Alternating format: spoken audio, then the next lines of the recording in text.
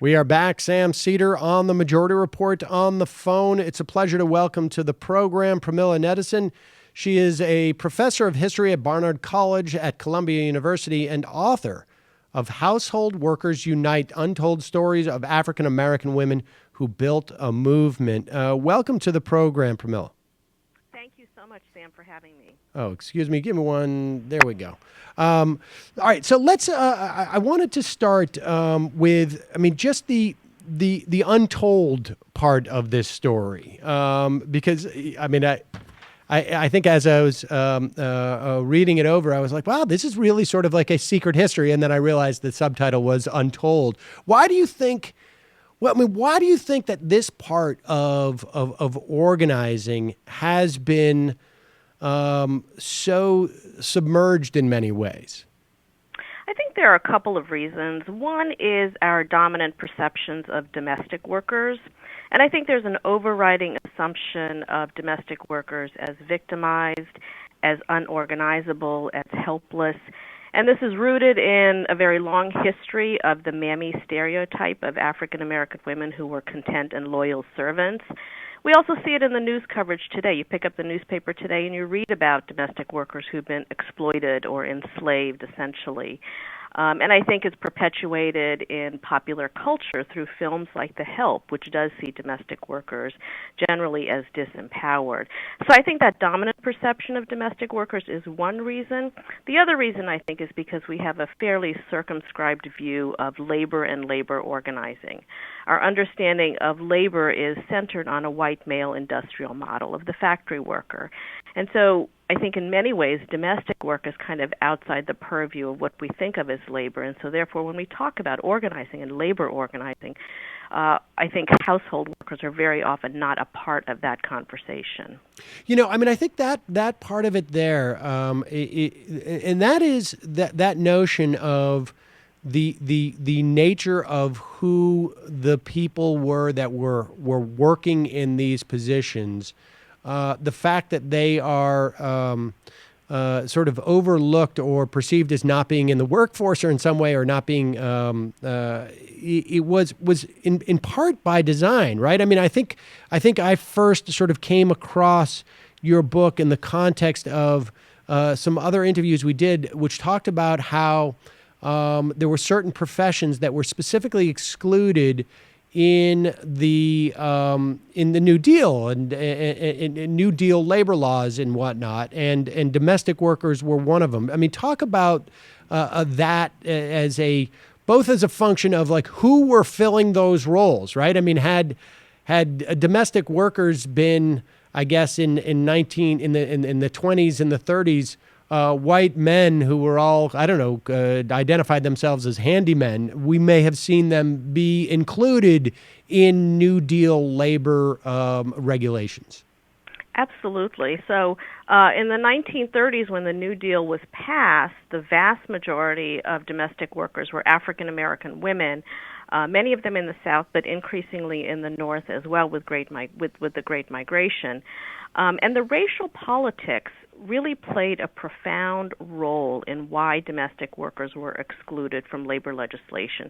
And if you look at the debates in Congress, a lot of those debates were about who was to be included in legislation like the Fair Labor Standards Act, which guarantees workers' minimum wage, or the Social Security Act, or unemployment compensation.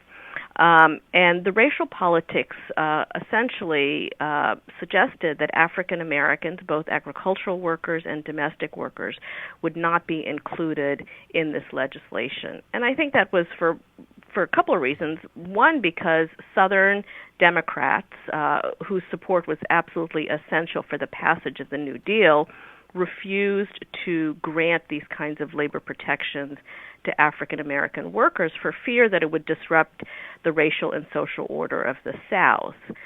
But in addition to that, I think even Northern reformers and unions such as the AFL at that time, the American Federation of Labor, had a vested interest in a particular model of who a worker was. And they had been organizing in factories since the end of the 19th century.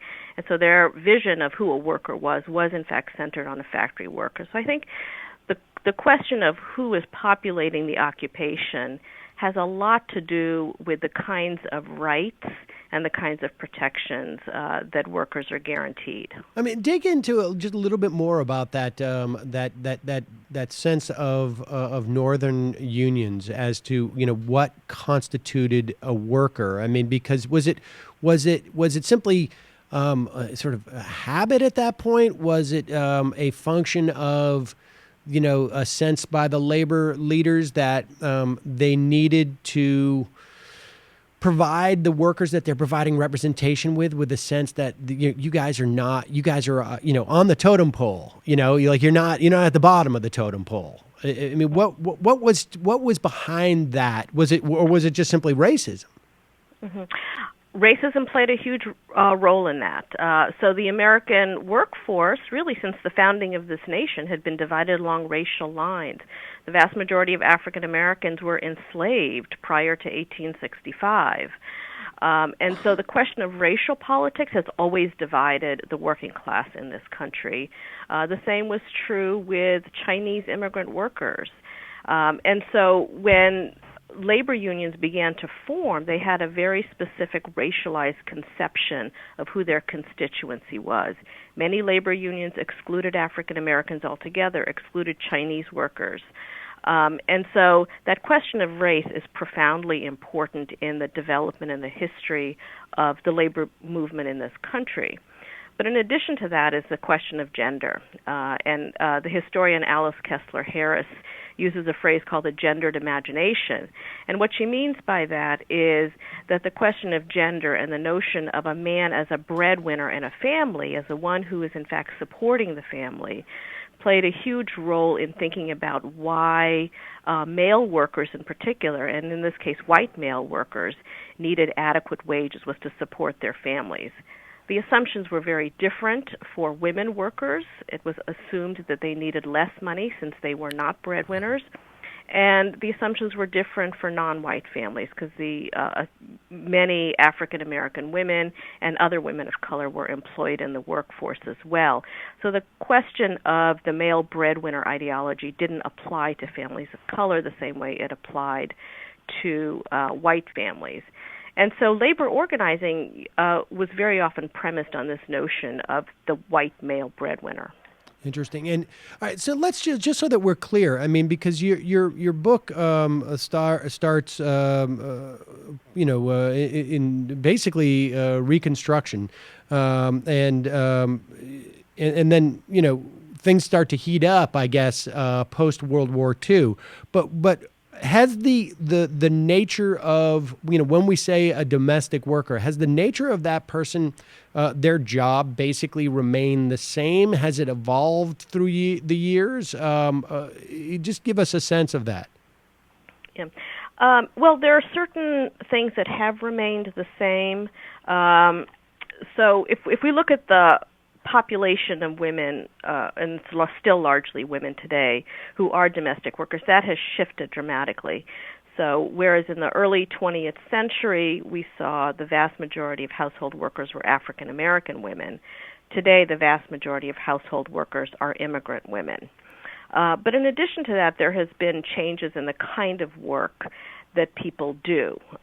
So while I think the occupation in the early 20th century was one of the servant role, essentially, where upper middle class families or wealthier families would hire a large number of servants in their household to clean, to cook, to take care of the garden. I think today domestic work is less of a status occupation. That is, families don't hire domestic workers today simply to illustrate that they're a part of a particular class position. Today, I think it's more out of necessity, and that has to do with the fact that increasingly numbers of women who used to stay home and do homemaking and caretaking are in the workforce. Because of that, domestic workers are needed to both care for children, to care for elderly parents, to do the household work, and sometimes to do the cooking as well. So I think in many ways, household workers are no longer a luxury as they were in the early part of the 20th century. They are considered today a necessity. I want to talk about a couple of people's specific stories, but one of the things that strikes me that I think is run in parallel is the notion of home healthcare workers, which we've seen in the past couple of years a lot of issues as to sort of organizing those folks and the perception of what their status as workers is. But it also occurs to me that there's similar problems in terms of organizing. Like, how do you organize people who don't have a factory floor to meet on? And to a certain extent, I guess we're seeing this like in the context of like Uber drivers now on some level too, where you have a disparate group of people, but it's obviously easier, it seems to me, now because you have electronic billboards or bulletin boards or some form of that. Give us a sense of like how through the years domestic workers organized. I mean, even starting with the washing society strikes in the 1880s. Right, that's an excellent question because many of our models of labor organizing are premised on the notion of collective workspaces. So it's in a collective workspace that workers can share their grievances, can talk about higher pay, can talk about how to organize and how to transform. But domestic workers are located in the privacy of the home. It's not always clear which households are hiring domestic workers. It's not always clear which workers are employed in particular households. So it's a particularly difficult occupation to organize. The washerwomen who organized in Atlanta in 1881, I think, offer one model, and those were African American women who washed clothes for a living. And they would take in the laundry, and then they would go to a collective workspace and actually wash the clothing together. So that collective workspace served as a platform for them to begin to talk about their rates of pay. And they eventually organized a citywide strike in Atlanta. 3,000 women across the city of Atlanta went on strike to increase their rates of pay. For household workers employed in a household, or for private household workers, it's somewhat different. And the models that I looked at in my research relied on public spaces. So Dorothy Bolden in Atlanta, for example, was a domestic worker who rode the city bus lines, and she rode from the black neighborhoods to the center of the city, where the domestic workers would switch bus lines and then travel out to the largely white neighborhoods in the suburbs. And on those bus lines, Bolden would hand out leaflets and flyers and would talk to women about their minimum wage, about the kind of treatment they received on the job. So public spaces became very important places where workers were able to connect with one another. And interestingly, we see the same kind of thing happening today among domestic workers that are organizing, where public parks and the buses and the subways become a site of organizing. How much pushback was there? And I know that before we get to that, to the sort of the broad, tell us a little bit about Georgia Gilmore. I mean, maybe it's just because in the context of buses and public spaces, the domestic workers were very much involved and became. I mean, it's interesting to me to see how how domestic workers, when they attempted to organize, or when they were organizing, how the broader context of what was going on in terms of social movements at the time implicated their organizing, either as African Americans or as women. And does that make sense? Yes, it does. And this movement that I write about in the 1960s and the 1970s actually begins in the 1950s, if you include Gilmore in that, was intimately bound up with and tied to both the civil rights movement and the women's movement. And Georgia Gilmore is the perfect example. She was a household worker living in Montgomery, Alabama in the 1950s. And she, like most household workers in Atlanta at the time, relied on the bus system to get to work. The vast majority of household workers didn't have cars, so they had no choice. And Gilmore had a number of run-ins with bus drivers and actually had decided to launch her own one-woman boycott.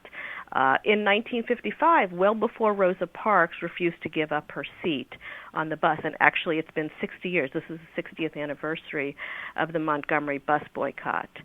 And Georgia Gilmore, once the boycott began, Gilmore decided that she wanted to actively support the boycott, and so she got together with a number of other domestic workers, and they decided to raise money for the boycott effort, which was very expensive. They had to buy insurance, they had to pay for gas for the drivers, they had to post bail money for the individuals who had been arrested. And so Gilmore got together with a number of other workers. They baked pies, they made cakes, they made chicken dinners, and they sold these. And they went to the mass meetings on Mondays and Thursdays, and they handed the money over to the Montgomery Improvement Association, and they very often collected hundreds of dollars every week. And I think her story is especially important for several reasons. One is that it offers us a very different perspective on the civil rights movement and civil rights organizing. It really centers poor and working-class African-American women who played not just a passive role and not just a role of being foot soldiers in the civil rights movement, but actually playing leadership roles in the civil rights movement. Let's talk also about the notion of sort of as we move. I don't want to quite get to where sort of Gloria Steinem comes in and sort of how the domestic workers migrates, but can be seen through the women's emancipation in the early 70s, late 60s, I guess, mid 70s as well. But let's talk also about the idea of an oral tradition, this the so-called Bronx slave markets, and how those were used in terms of an organizing tool. Mm-hmm. Yeah, one of the most interesting things I discovered was the use of storytelling as a political strategy by domestic workers. And I don't think we can assume that these individuals, these workers, necessarily identified as domestic workers. They had multiple identities. But they came to be involved in this movement, and they began to organize as domestic workers, in part because of the stories that they told. And they told stories about their own family history, about black women's collective history. And one of the stories that was most profound for me was the story that Geraldine Miller told. And Miller was a household worker who lived in the Bronx.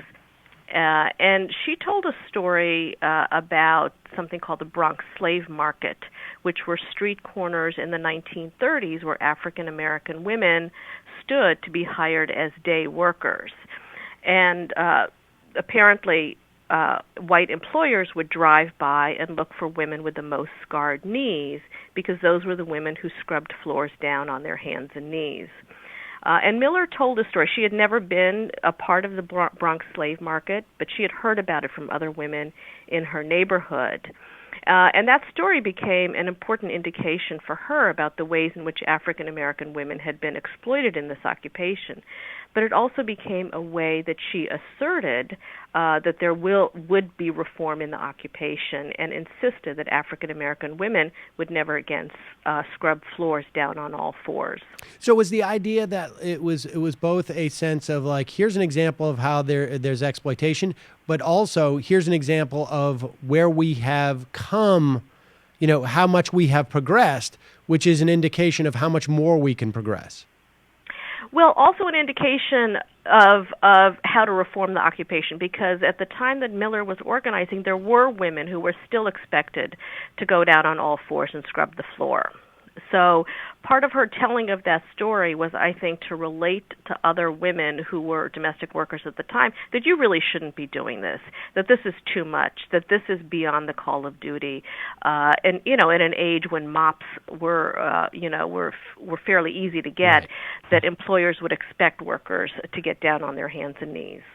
So what happens in the context of the equal rights for women movement, and how that implicates domestic workers? Because Gloria Steinem, I guess, played a pretty big role in pushing for labor reforms for domestic workers. She did, and the relationship between domestic worker organizations and employers could be very tense. It was white women who were the primary employers of domestic workers, since they were the ones in charge of the household. So when we think about the pay of domestic workers and the treatment of domestic workers, a lot of that really lay at the doorstep of white female employers. So there was a very long history of tension between these two groups.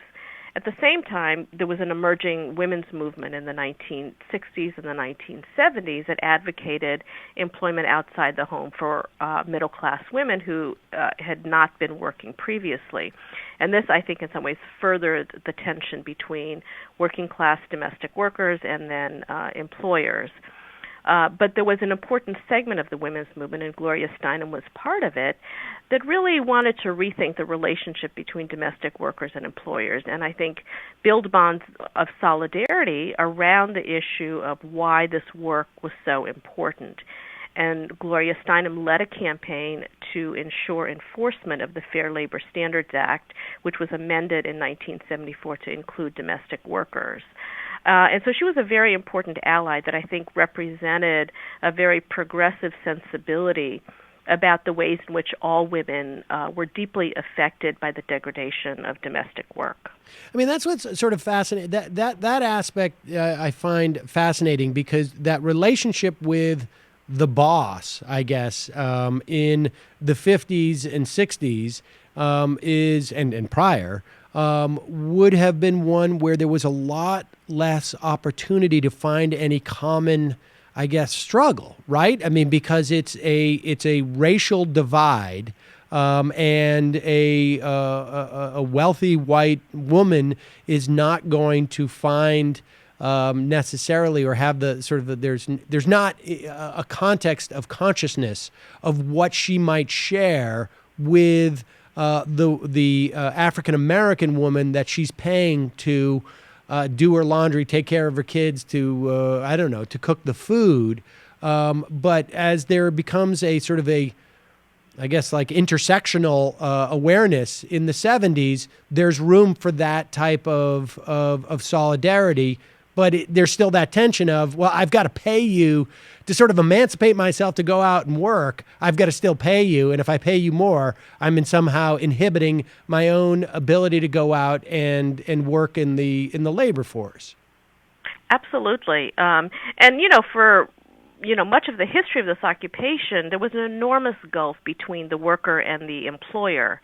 And employers often had a vested interest in distancing themselves from domestic workers because they were, in a sense, doing the dirty work in the household.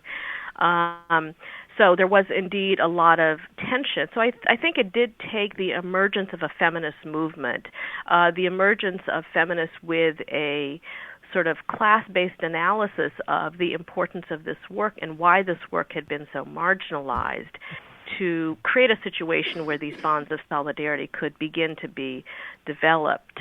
And the other thing I think about this relationship and the way domestic workers in the 1970s sought to build alliances is that it offers us a different model of class-based organizing again.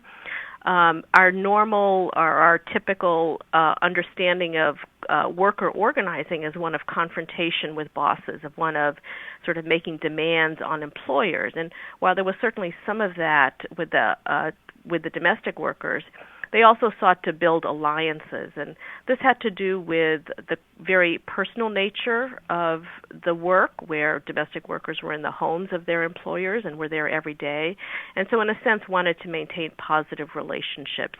So it offers a different way to think about how workers can empower themselves. And what, is there a demand that domestic workers would have that would not be that somehow can be from that can be satisfied from outside of the home? I mean, I'm just trying to draw like a parallel with domestic healthcare workers, right? They that case, particularly in Illinois, where the Supreme Court struck down more or less on a technicality as to whether or not they could be paid through. They could have a union. They could unionize because they were paid via Medicaid, or I guess it was Medicaid.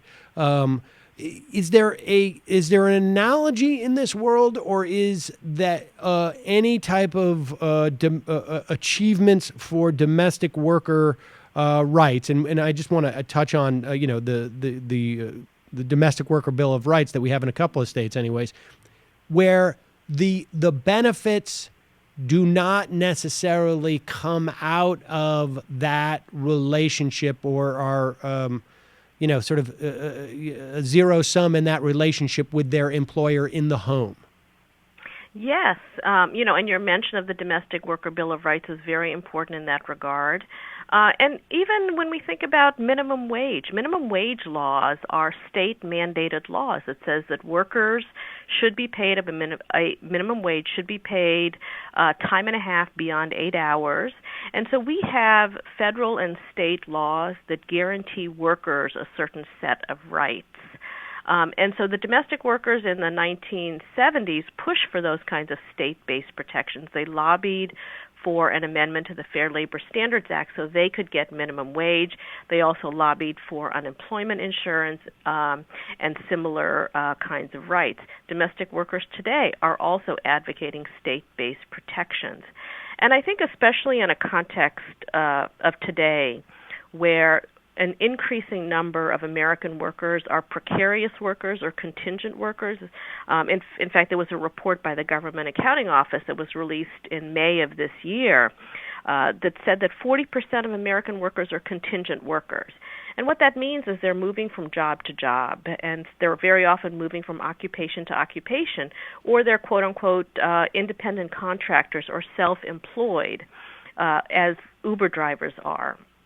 And so I think in a context when workers are not tied to a single employer for their lifetime, which was the case for many workers in the 1930s, 40s, and 50s, state-based protections become even more important. And I think we have to think about how workers can be granted rights regardless of who they're working for.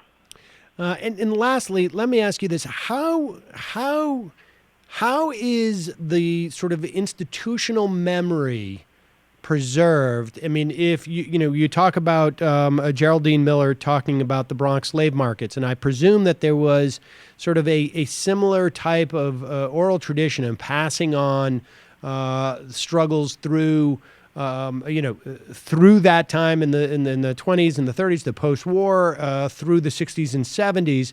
When there seems to have been a break in terms of who the people are that are filling these roles as domestic workers now.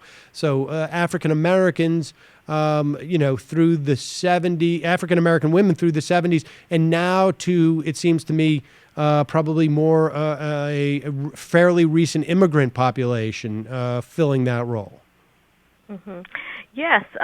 And the primary organization on a national level that's organizing domestic workers today is the National Domestic Workers Alliance. And one of the things they do best is they attempt to educate workers about history and about organizing. So they're very attuned to these issues. They have just initiated what they call the Dorothy Bolden Fellowship for domestic worker organizers, and they're going to announce that in a couple of days. But that's a important indication of the way in which this movement is in fact drawing on that history of organizing and attempting to resurrect that and raise that up, so that people today understand how domestic workers in fact do have this long history of resistance and mobilization. It's fascinating stuff. Premilla, Nadasen, the book is Household Workers Unite, the untold story of African-American women who built a movement. We will put a link at majority.fm. Thank you so much for joining us today. Thank you so much, Sam. Bye-bye.